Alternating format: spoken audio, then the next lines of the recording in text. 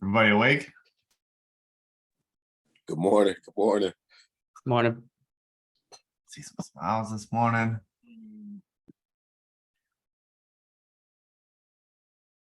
Do you go by Evelyn?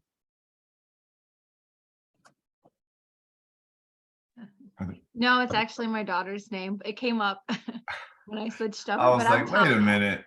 No, I have, yeah. My oldest is Evelyn. I think one of her school meetings was on here.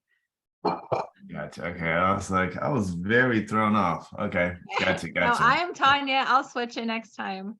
Yeah. No, it doesn't matter. I wrote down Tanya, but I was like, I just wanted to make sure I wasn't missing something. No, and the funny thing is I read it and I was like, oh, and I didn't even think that it was like coming up as me. But anyways, yeah, I'm Yeah. Tanya. All right. Everyone have a good weekend. Anything interesting?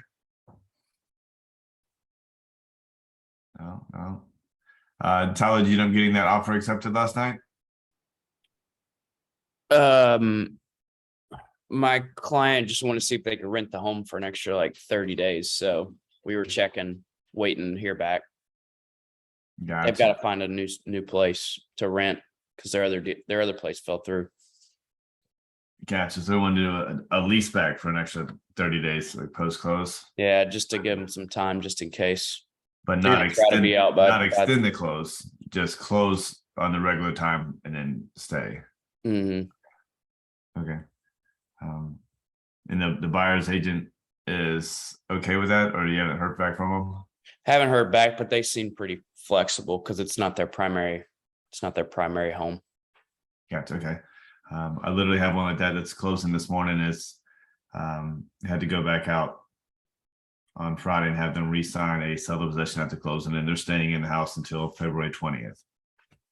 Closing is today, but they will remain in the house till February 20th. They're not being charged for that, but we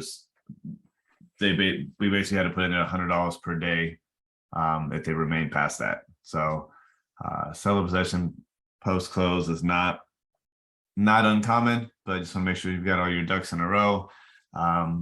Your buyer's going to want to make sure there's something in there that they get charged for every day that they stay late, because if not, they will stay there forever. So we've got $100 in there, which is very little. A lot of times you'll see a lot more than that because you want them to not take any extra days. So a lot of times you'll see a couple $100. So yeah. Let me know if you need any help with that, or them writing up the sale of possession at the close documents, but hopefully that one will be able to work out pretty quickly. So today we're going to be doing going over building your database.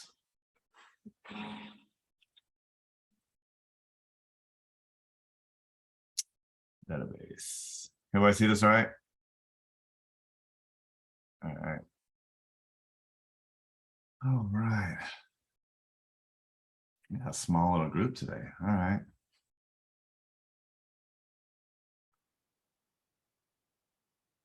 I don't know if you noticed, but Tong, the guy that was at the training on Wednesday last week, the other guy that was in there. Remember I was telling him he needed to post about the house that he had closed. Well, he did that, and he's gotten now almost, I think, a couple hundred likes and comments, and it is really spread from him posting that. So that's something that we'll talk about today is referrals and using every opportunity to get business from your business. But today is kind of about why your database is really the foundation of your business, how to grow your database, and where you're getting leads to put in your database.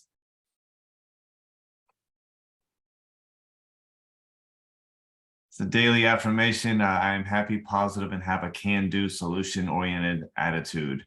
I'm not a huge affirmation guy, as you guys probably know, but the solution-oriented attitude is, I literally consider myself a problem solver. And in real estate, you absolutely have to be. This close that's happening today, I already had a notary go out yesterday, so my sales have already signed, but it went sideways every which way. It was a very intense closing. And I think a lot of people would have lost this deal altogether. And it was just me finding different solutions and how to solve the problems and get it to the closing table. So understand that every transaction is a little bit different. Tyler, you're probably about to see this one. Hopefully it goes smooth for you, but seller possession can always be tricky, and they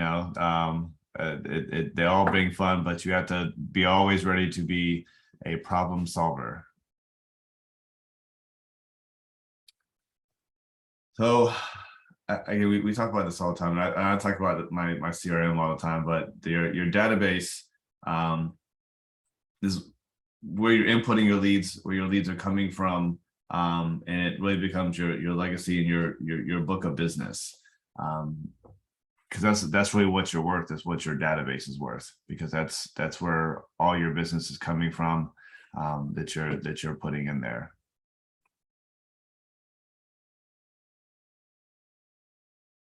So what can a database deliver? A solid referral-based business, consistent and reliable revenue. And it can often take 6 to 12 months to season a contact. So, for newer agents, obviously you want to get out there and sell right away. But I understand a lot of times when you're putting these friends and family and these leads that you get in your database, sometimes you have to touch them 10, 15, 20 times over several months to get them to a point where they know you, they're ready to sell, and they're comfortable with you. So you really have to be patient at times with your database. And there are times that you're going to have leads that are ready to pop the second that you contact them, but you're also going to have leads that need to be nurtured a lot. And you have to be able to know the difference in the two and treat them differently. When Tanya, you're newer. Have you? I think we mentioned this last week training. Have you used a CRM before? I haven't. So I'm really excited to see more about it. Gotcha. Tyler, have you used a CRM in the past before? In the past or right now? Yeah, both. Yeah, I use a CRM, absolutely. Gotcha. Okay. Carlos, are you pretty comfortable with the CRM that we have? Well, I've used it in the past, but I haven't had any transactions with the ones we have right now that I'm using right now. But with the last firm, we did use a CRM. Gotcha. So you're not using it. You're not actively using the CRM right now.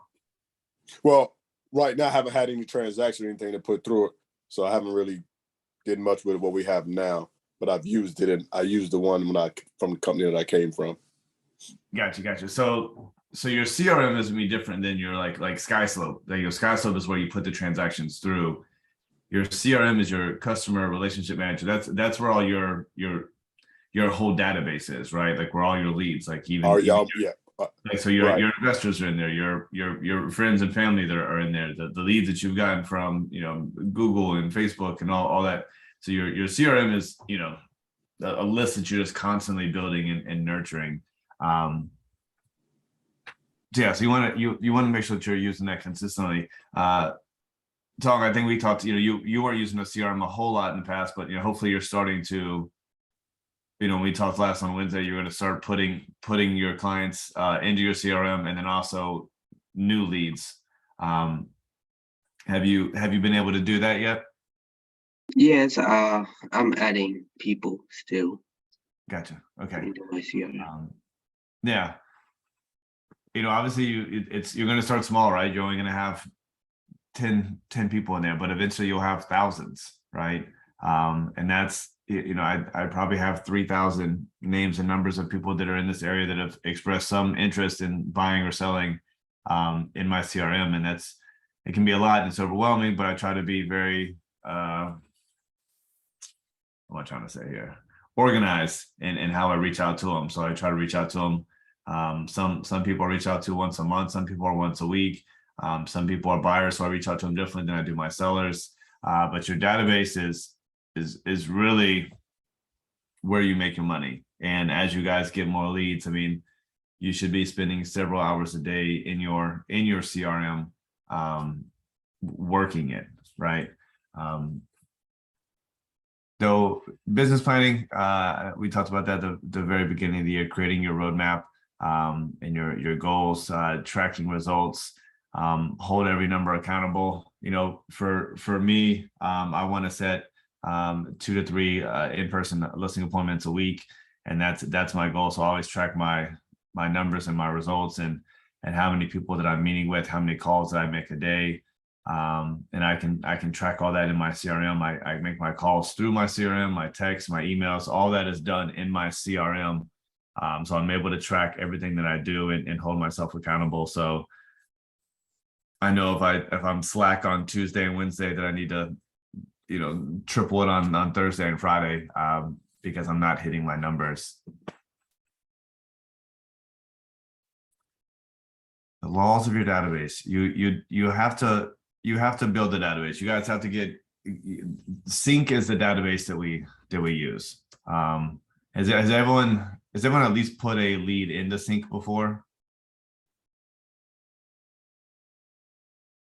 Well, I know you haven't yet, but everyone else, I'm hoping has. But I mean, just if you go into your one login, go to Sync where your CRM is, and just start adding people in. You can add them one by one. You can import a list of old contacts that you have, but you should be constantly adding people into your CRM.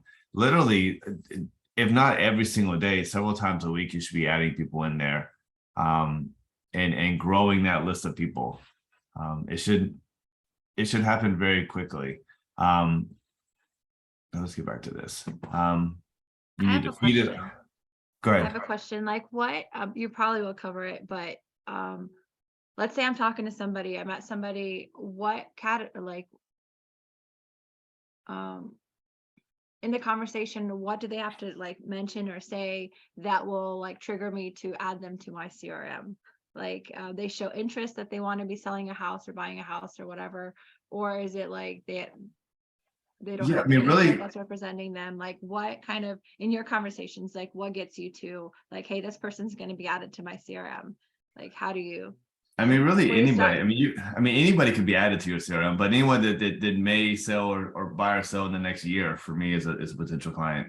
You know, some people will go out. I mean, if they have a pulse, they'll put them in a CRM. But for me, I like it if they are potentially, hey, maybe by the end of the year we might buy, then I'll add you to my CRM. So usually within a year. And you know, again, for something like that, you know, it's gonna be a lot more nurturing, right? Like I'm not gonna blast them every week with like sending them houses to look at. It's more like, hey, just want to touch base, you know, hope you had a great 4th of July. You know, let me know when you get closer. Just you know, very casually reaching out to them, just so they remember that you're an agent. Because I understand that, you know, when a lot of people are getting close to looking at houses, you know, they're clicking on a million different websites. And every time they click, it's capturing their information. So other agents are calling them. So that's why it's very important. Even if you know your friends, Stacy's not going to buy till August and she's your friend, is to still maintain contact with her, you know, monthly. So you're at the top of her list. So when Stacy gets ready in August and into July, she doesn't go with someone else that she just met at the gym and decides to use. Yeah, so I'm not really afraid to add almost anyone in there. So nurturing your list, we'll go over more of that, and then maintaining it and keeping your database full of people that are useful. You know, building your database. So you'll see this chart a lot. So obviously for new agents, a lot of what you're going to do is your friends and family, right? You're not going to have a lot of past clients because you're just getting started, but friends and family is where almost all agents get their first couple of deals from, right? You get your license and you're able to, you know, share it on social media and let everyone know that you are now a realtor. And those are going to be the easiest first couple of deals for you to get. And then you see that next outside ring is your neighbors, your family activity groups, your past coworkers, businesses, church, social media. Social media should be a big one. That should probably be in the outside ring, but yeah, social media is a big one. You guys will definitely need to start using. We'll talk about ways to have your business page be useful and work for you. And then the outside ring, you see sign calls. Tyler just had some signs made. Have you had any signs calls off your signs yet? Did I have any what about my signs? Have you had any calls from your signs yet? Yeah, I get about in that Kannapolis home about one a week on Yeah. that. Yeah, so I mean, you know, now that he's got a listing, he was able to put a yard sign out there. He's getting calls off of that, right? And I would say probably 70% of those people that are calling off a yard sign don't have an agent, or their agent would be calling you. And there are times where they're just driving by and they have an agent, but they want to call directly. But a lot of times those are going to be your leads, right? So I'm sure Tyler wants them to buy that house, but he probably doesn't care as long as they're wanting to buy a house, right? So we can, at the end of the day, those are people that are buying. Yeah. They're usually like, one of them said, I'm gonna buy in July. So I put them in the CRM and I already connected them with the lender, and I kind of keep following up, you know, once every other week or so with her, just to Yeah. keep in touch. So Yeah, and that's perfect. I mean, and understand, like in your CRM, you know, you can create tasks, like how often you want to reach out to them, and you can put them on drip campaigns, and you can set them up in your CRM to automatically send them houses once a month, right? So there's a lot of stuff that you can do in there. And Tanya, I know this probably sounds a little overwhelming, but we can also always like sit down with you and do like in-person training on the CRM itself, so you feel more comfortable with it. But it really is just like slowly just adding one person in, just like Tyler mentioned, that person, they're not buying now, they're just looking, but July is right around the corner, right? It's gonna be July before you know it. So yeah, already talking to lenders is a good idea, and just constantly starting to work them. So, you know, in 3 or 4 months, we're getting them under contract and having them close in July. So very smart. Cold calling, which you guys will be spending a lot of time on the phone, hopefully. Not to keep bringing up Tyler, but that's, you know, one of his best attributes is the fact that he is not scared to pick up the phone and just cold call people. And he's able to set himself several appointments every single week. You know, he's just going online and finding people that are trying to sell, and he's calling them and asking them to come out in person. And that's going to make him a lot of money. It already is. You know, joining network groups. We've had a lot of our members join like BNI and other kind of network groups that you meet once a week, or once a month, or whatever, different clubs. Obviously your website is a place that you can get leads from, and through Realty One Group and the website that you've been built, it's set up with Google pay-per-click, and you can do that all within the one app, and you can spend money for Google pay-per-click to get people to go to your website, so you can get leads that way, and those leads will actually go straight into your CRM, so they'll automatically do that. When I have a listing, I always boost my listing on Facebook through Realty One Group, and every time someone clicks on it, it goes straight into the CRM, right? So which is pretty cool. So I know A, that they're interested in buying, but B, they're interested in that specific house, and it captures all their information and gives me their notes. So when I reach out to them, it's easy to call, email, or text to them and say, hey, thanks for reaching out on my house in the Haynes Hall place. I'd love to show you the house. Are you interested in the other ones? It's an easy foot in the door. Online ads and direct mail is something you guys will definitely start getting into. Tony, you had mentioned doing mailers. I think the last rev up we had, or the one before. Did you end up doing those? No, I'm still adding more addresses. Gotcha. Okay. Yeah, direct mail is a way that a lot of agents do it. And then just farming. Our meeting last week was about farming. You know, these different ways to farm. You can walk your neighborhood, you can call the neighborhoods, but a very good way to get local business. You know, I've always been an agent where I don't care where it is. I'll drive an hour in a heartbeat for, you know, a chance to make $10,000, $15,000. But also, if you can get business that's very local, that's very helpful for you as well. So farming specific areas is a very good way to do it. And flyers and direct mail is a good way to do that, and door knocking. Categorize. So right now, as you know, when you go into your CRM, there's only going to be a couple names and numbers, right? Tanya, you're currently at 0, right? We got to get you. Hopefully today we're going to have you add a couple people in there. But the good thing about starting fresh is you can be very organized. And you know, when I first got started, I didn't do that. Oh, I'll go back later and categorize everything. But those 5 leads turn into 100, turn into 500, turn into 1,000 really quick. So, you know, if you're not organized from the very beginning, it's very tough to go back through. And what I find myself having to do sometimes is manually go through and click every one of my leads sometimes, because in the beginning I wasn't tagging them the way they should, right? So as you put leads in, you know, there's a place to put, you know, where you got the lead from. Is it a buyer? Is it a seller? What's their time frame? Is it 0 to 3 months, or do you need to nurture them like 6 to 12 months? So as many different ways as you can categorize it, you can go back and filter the people that need to be talked to right now, right? And it'll make your job a lot easier, right? Same thing for Tong. You just had a deal close. You want to make sure you change that person in your CRM to past client, right? Because you don't want to be sending them emails, hey, do you want to buy a house, right? Because you're going to look like a fool because they just bought a house, right? So you just want to make sure that you're very organized and deliberate and setting up your CRM. So as you add more people, it doesn't make it harder on you to reach out to people. So I create myself a lot of tasks in there. Obviously, if I have an appointment, I set the appointment through my CRM. It goes on to my Google Calendar. So those are able to sync. And I can always go back and see which appointments, which of my leads have been appointments. Feed your database.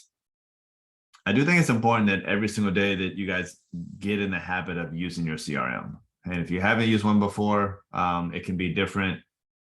But even if you don't have a big CRM, even if you're just slowly building it, you know, just getting in there and getting comfortable with it is very important. This is normally when I'm time blocking and I'm in my database is 9 to 11. Like that's my bread and butter. Pretty much Monday through Friday, sometimes Saturdays is spending those first 2 hours because I have the most success on the phone, emails, and texting at those times. So this is usually when I'm doing that. But I block that off every single day so I can work my leads. And as you guys get more, you'll be able to do that. If you just have 5, you can't call the same 5 people every single day, or those people will very quickly get pissed off at you. But get comfortable with it. There's a million different scripts. I'm not going to read the script to you. Obviously, you're going to be able to call and introduce yourself how you want, and we can always work on scripting in person if you ever want to sit down and do calling together. I'm always happy to do that. For your people that are nurturing, like Tyler, the lady wants to buy in you know, July. You want to consistent nurturing message. You know, branded. You know, we talked about like your photos. Like you kind of typically use the same photo on your social media, on your business cards, on your yard signs. So it's consistent and people know who you are. You know, having a lot of different stuff might seem like a good idea, but if they're not able to recognize you quickly, you're going to blend in with the other 125,000 licensed agents in North Carolina. So you want to have a very clear branded message of who you are.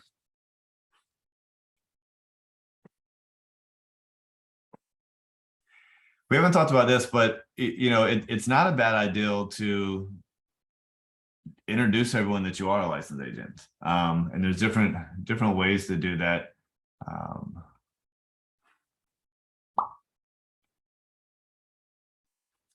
Here's one that Thomas said. It's just kind of a letter that he sent out to people. It's a sample letter that he emailed out. You could also post this on your social media, like exciting news. I'm a new agent with Realty One Group. Here's some of the things that I cover: buying, selling, investing, condos, vacant land. And and putting himself out there. So if you haven't done that, I mean, Tanya, that if you haven't,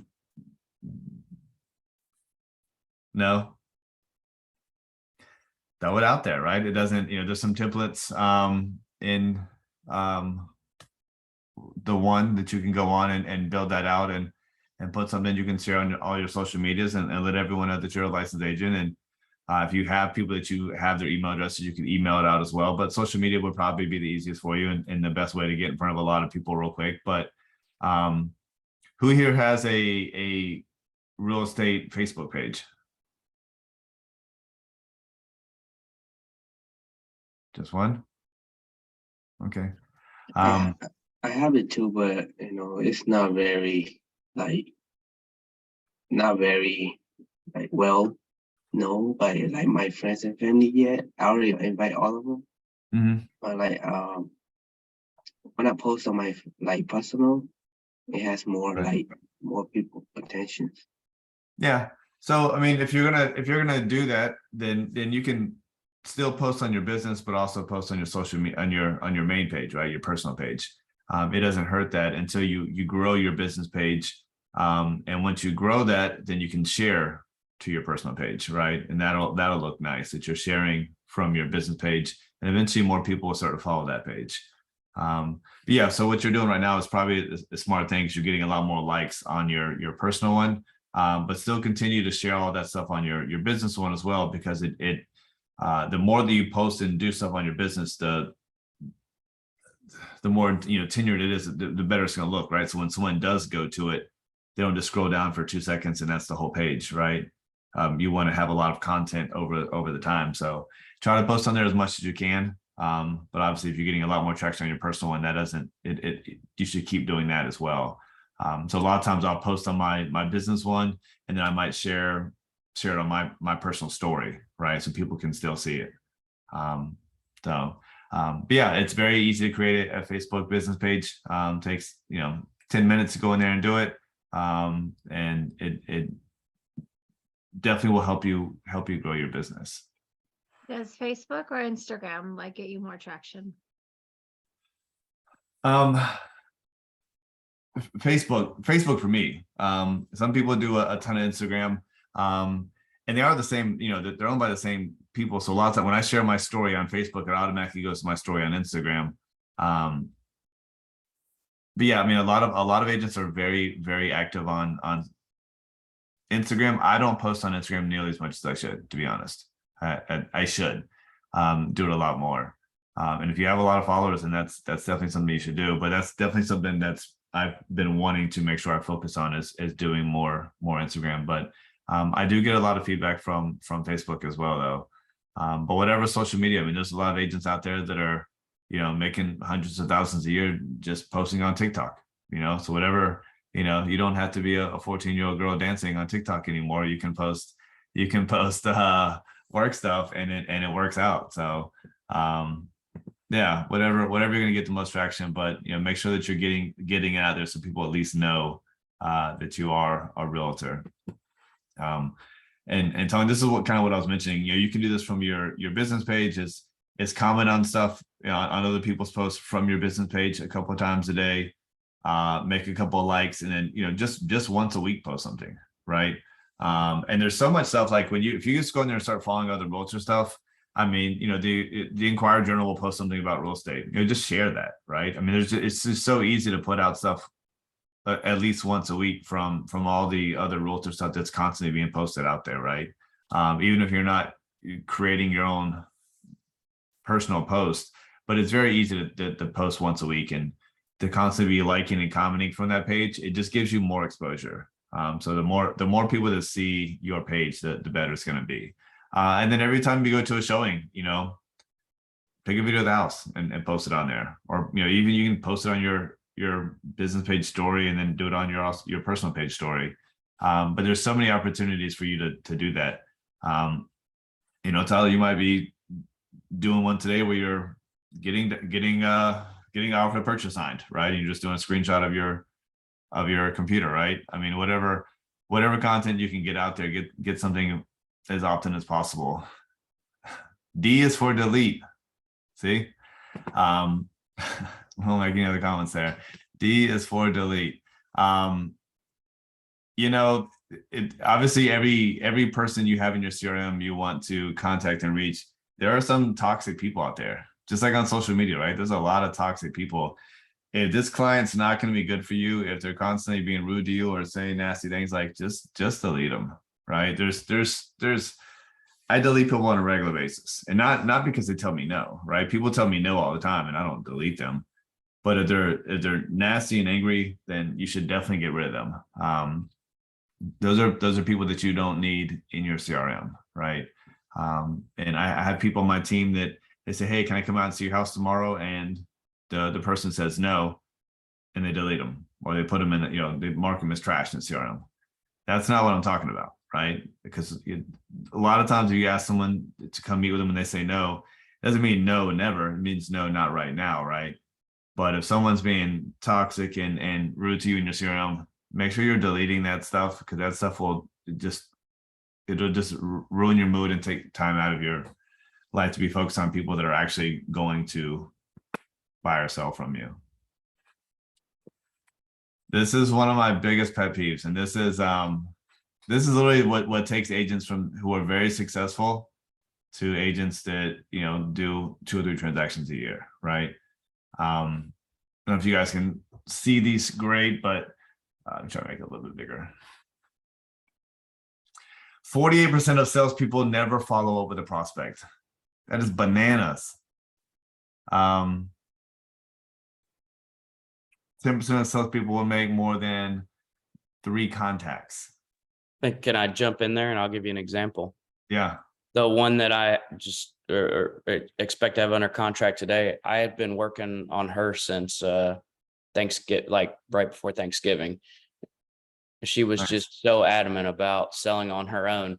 And finally, what happened was she had all of her family there at the holidays. She wanted to throw it out there for sale, but get more money than what she thought she could get for it. So she just threw it out there just to see if she'd get any offers. She didn't get any offers. The holidays came, and she was so tired of cleaning that 2,500, 27 square foot house that I just hit her at the right time. Right after Christmas, she was like, "All right, I'm motivated to sell." So that you just keep following up, and you just never know. Yeah. So, you could have done D for delete when she told you no the first 10 times, right? But she didn't need to be deleted. She just wasn't ready yet, right? So if you see the one here in the middle, 2% of sales are made on the first contact. Only 2% of the time are you gonna reach. I mean, that's nothing. Then you look at the next one, only 3% are made on the second contact, right?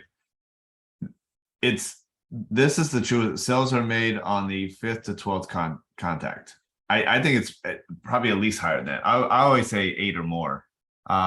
But you're going to reach out to these people numerous times, often before they're ready, right? So again, if you call somebody and they're ready to buy or sell the first time you call them, that's fantastic, right? But understand that a lot of times you're going to call, they're not going to answer. You're going to text, they're not going to respond. You're going to email, they're not going to respond. You're going to email their email back, say, "No, I'm not interested right now."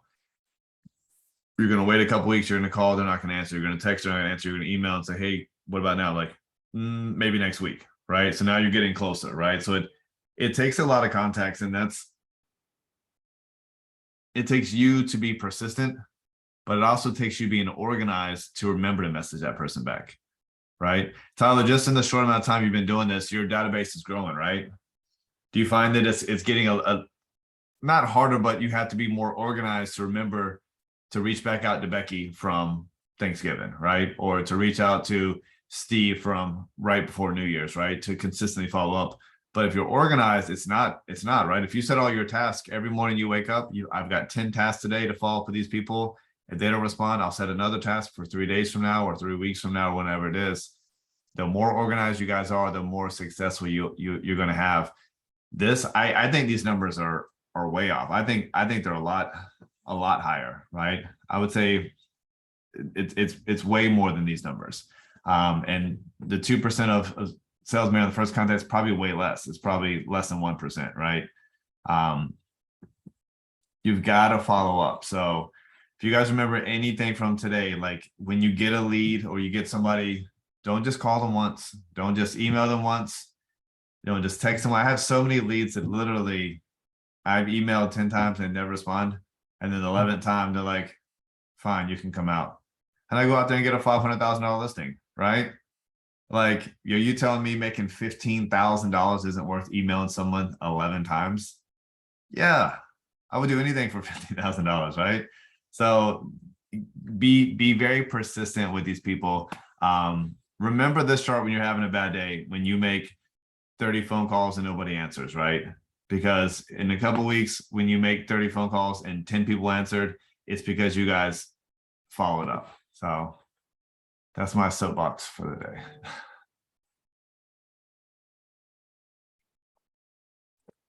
Convert the leads. So when you do get a hold of these people and they are finally getting to a point where they're ready, you have to convert them. You have to ask for their business. You have to ask to meet them. Tyler Tong, out of the clients you guys have, for you guys to convert those leads, you did what? You went from talking to them, phone, text, email, to meeting them in person, right?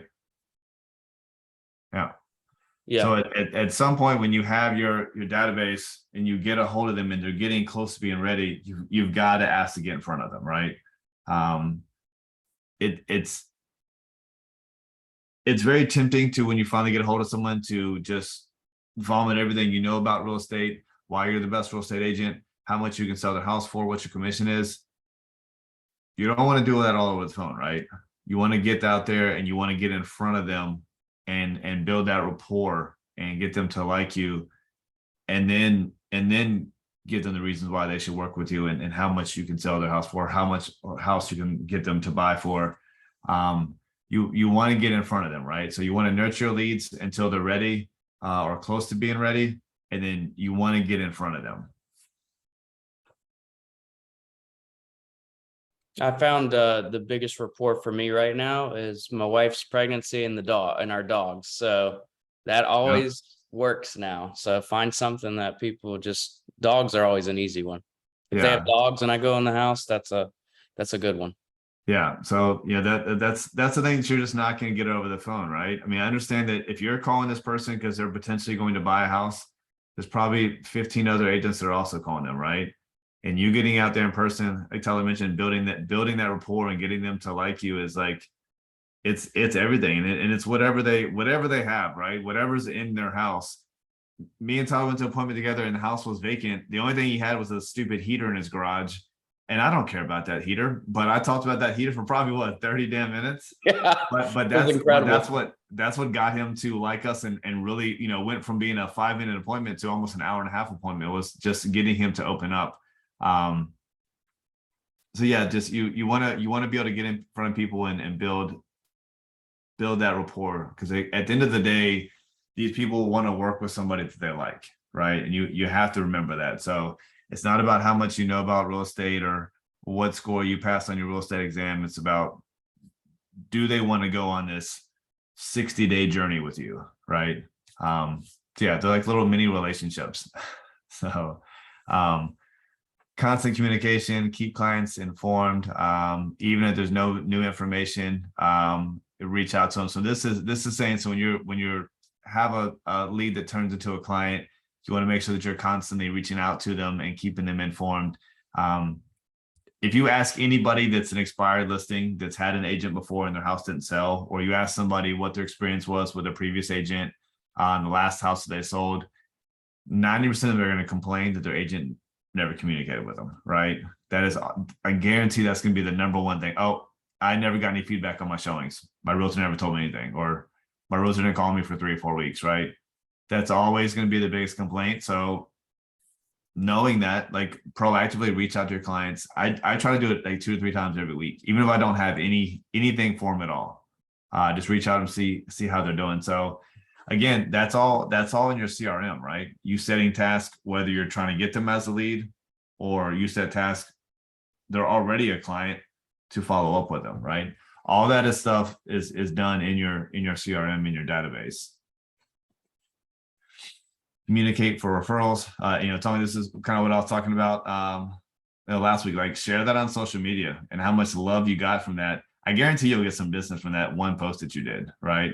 And maybe it's not now, but maybe just like you got so much traction and people are still liking and commenting on it today from like a week or two ago, right? I get the notifications, like I'm like, dang, this dude's getting a lot of love on this. Eventually that's going to make you more money, right?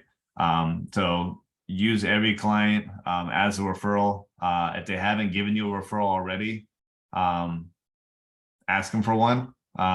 If you go into your one login, there's Rate My Agent. Set that up, log into it, and you can send them a link. And when they fill it out, it'll go on your social media for you. So that'll, that's a third party thing that'll go out automatically for you, and it looks really nice on your business page. And then you share that to your personal page. Creating your online presence. And we've kind of talked about this before, about the websites, your social media, video blogs. It kind of all starts with your main picture that you're using.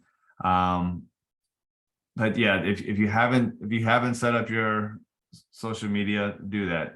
Whether it be, maybe you just like LinkedIn. I don't really use LinkedIn for real estate, but maybe some people do. I'm sure some people use Twitter. Me, I'd really just focus on Facebook. Tanya's pushing me to do more Instagram. I'm gonna do that. But whatever works for you guys, make sure that you're building that. And even if Tyler, you're probably gonna do mostly listings, and it's gonna be for sale by owner, expireds or whatever. But so maybe you think you don't need to do online presence, but why not add that in, right? What if you get an extra 5 deals a year just because you have online presence, right? Some people are all online and don't do any calling prospecting, right? Like what if they added in the calling and prospecting, right? So you just want to make sure that every different angle you can get leads from, that you're doing it. Do I need an online presence? Yes, is the answer to that. Very, very simple answer to that. Make sure that you guys are going out of your way to do that. These numbers are probably lower now. It's probably much higher than that now. I'm not sure when this slideshow was made, but 3 comments a week, 3 likes a week, a post a week will help grow your page a lot.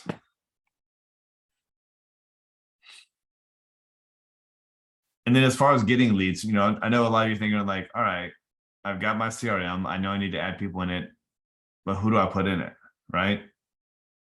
So again, obviously your friends and family is going to be a big one. People that you meet at the gym or at church or at the brewery.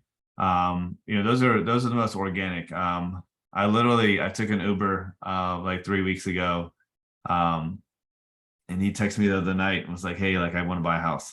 And I was like, randomly had a business card in my pocket on my way to go to a bar with a friend, and just this guy enjoyed our conversation and hit me up, and I'm going to do a transaction with him, right? That guy's in my CRM. But there's obviously a lot of different places you can go online. You can go down a rabbit hole with buying leads. Sometimes they're very expensive, and sometimes they're not very good quality. So be careful if you're going to do that. Again, not that they don't work, but just don't spend a ton of money if you don't have to, right? Cold calling is a very good way to do it. You can always get list of expired listings, for sale by owners. You can search those for free. So there's ways you can not spend money and work on leads until you have more money coming in, and then you can spend money on Zillow leads or Realtor.com leads. You can get Opcity leads through Realty One Group, and those are buyer leads from Realtor.com. So those are available if you guys want them. But yeah, so there's a lot of different ways to get leads. The organic ones are going to be your best bet for brand new agents. But the most important thing is that you guys are every single week building that CRM. And growing it. What questions do you guys have for me this morning? Millions? None?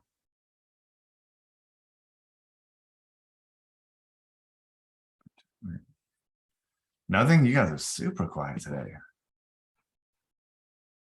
All right, everyone's got a huge database. Gonna set a bunch of appointments today. Yep. Hey, Brian, Yes. this is Carlos. I don't want to meet with you. I just want to like kind of go through some of like the system that we have. We don't have to do it now, or just whenever you have extra time. Just 'cause Yeah. I feel like I'm getting on the wrong track. Just For so sure. whenever you have some extra time, maybe give you a call and walk through a couple of things.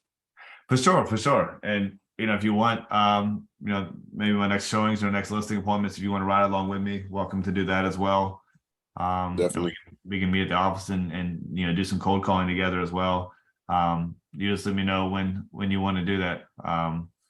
Yeah, anytime. But that just like Carl was saying, is like if you feel like you're not on the right track or not trending in the right direction, like ask somebody, right? Like don't just go down that track and then 6 months from now you don't have any transactions, right? Because Right. you're not gonna be motivated to do it, right? Just what's on screen now, it's really about having a habit and making those calls every single day, adding people to your CRM every day, adding notes every single day, is what's going to make you guys very successful. Yeah, calls anytime, man. You just let me know. Do you want to go to a listing appointment? Do you want to go to showings? Do you want to sit down and make phone calls? You tell me what you want to do, and we'll make it happen. Okay, cool. I'll shoot you a text. Okay.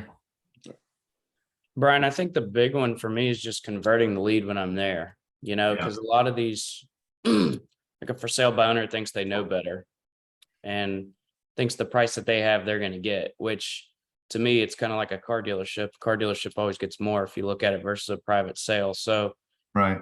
how do you convince them on the spot? Like they're asking 350, they're looking at comps, obviously that, well, that's what an agent got was 350, but you're probably going to get 320, 300. Right. So how do you convince them on the spot? Like, I'm going to get you the 350. You're not going to get that. So a lot of it is about, you can have the right price, right? You can have a fire sale, stay in your house, you're selling your house for $40, but if no one knows about it, no one's going to buy it, right? Right. Or you can have all the marketing in the world, but the wrong price, right? So the thing that I specialize in is pricing your house correctly and then getting the right exposure, right? And we're going to be able to put you on hundreds of websites on top of the MLS, and get you more exposure. You're going to get more offers equals more money, but also you're going to get higher offers using an agent as well, right? So at the end of the day, you're going to net more money using an agent than doing it on your own, right? That's just what I try to just pound in their head is like, at the end of the day, if you're going to put more money in your pocket using me, don't worry about how much money I'm making. I'm going to make some money, but as long as you're putting more money in your pocket, that's all that you care about, right? And they will always say yes to that, right? As long as they know that they're going to net more money. And I just tell them, like, look, you want to sympathize with them, like, look, over 90% of people try to sell their house for a sale by owner, right? Everyone's going to throw it up on Zillow for a day or a couple of days. I even tell them this, like I even tell my best friends, like, hey, do it for 2 or 3 days. If you don't get some crazy ridiculous offer, like, you got to list it, right? And you need to list it quickly, right? I even list when I sell my own house, I list it, right? I pay that commission, I put on the MLS, like, because I'm going to make more money, right? Even though I know how to do real estate, I need that exposure, and I need other agents to know that that when they put an offer from their client, that it's going to be accepted by another agent, and there's a much higher chance of that transaction going through, right? Mm-hmm. A reason a lot of for sale owners don't get the same offers or get low offers because there's a very good chance that those for sale owners is going to fall through during escrow, right? And I can't tell you how many transactions like the one that's closing today, like, it almost fell through 100 times, and if there wasn't an agent, it would have easily fallen through, right? And think about when that happens. They have to go back on the market. Everybody knows that they were for sale, under contract, and now they're back active. Well, what do you think those next offers are going to be? Yep. Drastically less, right? And they have to disclose everything that happened in that process, right? The inspections and all that stuff. there's a lot of reasons why it makes more sense. But again, the main thing is that they like you, and then they're going to make more money, and you're going to make the transaction super smooth, and their phone's going to stop ringing. Because when you do for sale by owner, if for those of you who don't know, and Tyler knows because everyone's selling this, is the second that they put it on Zillow or forsalebyowner.com, their phone rings a zillion trillion times. They are getting crazy text messages, emails. The second that they list with you and they go active, all those stop. And some people would just list for that, just so their phone stops ringing. So sympathize with them, like, hey, look, I know what's happening. Your phone is blowing up, right? It sucks. I can make all that stop, right? And make you more money, right? Your converting will get higher. The great thing about you is you're getting in front of so many people, so you'll just continue doing that, and your confidence alone, just getting this deal under contract today for $500,000 is going to build your confidence, right? Like, so just the confidence that you breathe will just help you get more deals as well. But keep doing what you're doing. You're on the right path for sure. And then a new objection I'm getting is, I guess there's these companies that offer to list on the MLS, but you don't have to have an agent represent you. Have you gotten those? Yeah, so the flat rate listings where somebody spends $300 and they just put it on the MLS. I mean, it's the same thing as almost doing for sale by owner. Like every agent knows that you're not listed, right? So I mean, it's the same thing. So I mean, you're getting a little bit more exposure, but you're still not getting the same offers, right? And people really go down a rabbit hole trying to save that 1 or 2% that ends up costing them 10 or 15%, which is so funny because people think they're so smart, but they end up losing. Like that guy in Huntersville. I mean, that dude's easily lost $30,000 or $40,000 because he thinks he's a genius and is trying to find every loophole except for using an agent. So again, it's just about like just telling them, hey, look, everybody tries for sale. I don't blame you because there are times that you get a crazy lucky offer right away. But if you're not getting that in their first 2 or 3 days, you got to pull the plug quickly, because once you get that 1 week, 2 week, 3 weeks on there without an agent, your chance of getting a high offer goes down the drain. And when you put that the urgency is what's going to help as well. So okay, so just tell them the MLS same thing. If they pay that flat rate, you're still don't have an agent. Might as well save that $300 and put it towards an agent. Okay, thanks. Yeah, good luck on that offer today. Thank you. Anyone else?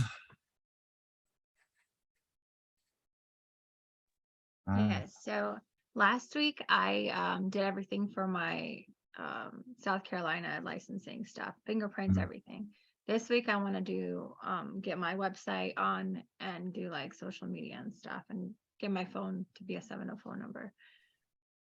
Where do I start with the website and things, like, because I don't have access to that right now. Like, how do is your website set up yet? No. Okay, usually once you get onboarded, have you done your onboarding with Amanda yet? I did, but it was just like DocuSign stuff. It wasn't like in person. Okay, yeah, so you haven't done your action. So when she does your onboarding, usually within like 24, 48 hours of that, your website will be active. I'll ask her today. I've got to talk with her shortly when she'll do the onboarding. She'll walk you through like all of your one login, that backend suite where your CRM, you probably haven't seen CRM then yet. So you have to see, okay, so all of this is like another language right now. It's new, but I mean, I'm hanging on. It's but yeah, she'll get you logged in, all that, and show you exactly where it is, because there's so many different things. But yeah, she'll get you in your website and she'll get you in your CRM. I'll reach out to her in just a few minutes and see when she can get that scheduled with you this week. And if you can't do it in person, she can do it over Zoom as well. So whatever's easiest. But yeah, those are good steps. I mean, you get South Carolina license last week, get your phone number and website set up this week. I mean, just steps every week. One step at a time. Also, Tong, did you get your fingerprinting done? I know we talked about it on Wednesday. Oh, yes. Okay, awesome. But I already mailed it to through the UPS. I haven't heard anything back. I'll try to follow up today. Nice. All right, everyone. Well, have a good week. Call Phil to reach out to me anytime this week. And if I don't talk to you guys before then, we'll see you next Monday. Thanks. Thank you. Have a great day. All right, later.